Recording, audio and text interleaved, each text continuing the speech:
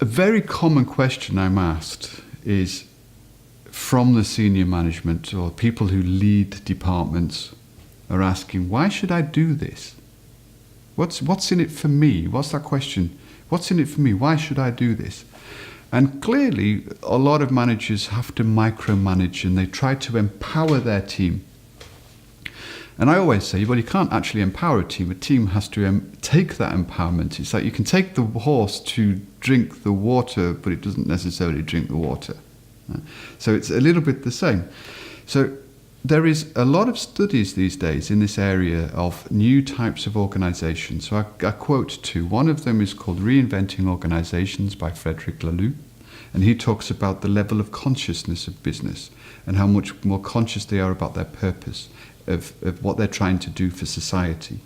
And when we talk about the society side of things, then people become encouraged to work for those organizations because they're giving back.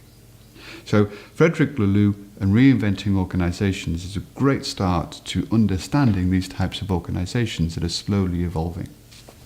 Another one is a book called Conscious Capitalism. Now, how the hell, excuse my expression, can we have conscious capitalism? Capitalism is basically what defeated communism. But we've also learned that capitalism can be very bad. That's why we got into the mess in 2006, 2007, 2008. There has to be something more. So conscious capitalism is all about capitalism as we know it, but with higher degrees of value and purpose. And that's when you start to get people wanting to work for those organizations, when you get suppliers wanting to work for those organizations, and investors, purposeful investors in wanting to invest in a startup that's got purpose about it. It's not just about money.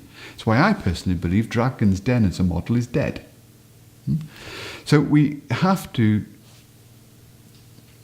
when we're looking at these organizations, these new organizations, there is research that shows that they outperform on the bottom line traditional organizations, not by times 1 or by times 2, but by times 10. By a significant order of magnitude, they outperform traditional organizations because these companies with value, with purpose, that have a level of consciousness coming from the top and filtering down the organization, outperform them because people want to work with them. There's a company in the US, Whole Foods, it's called the Whole Foods Market, and they had one outlet, and that outlet got flooded, and so they couldn't trade, and the people in the community, their customers, came to help them clean up because their customers believed in what they were doing. That is now a multi-billion-dollar organization.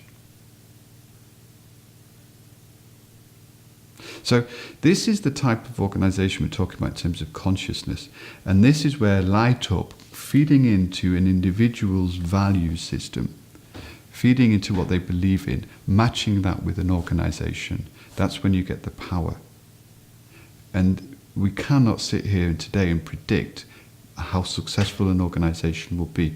We never will be. But I am willing to bet that if you have an army of people that believe in the same thing, that there's nothing going to stop that organization. And that's when you're going to get people jumping up out of bed in the morning going, yes, I cannot wait to get there.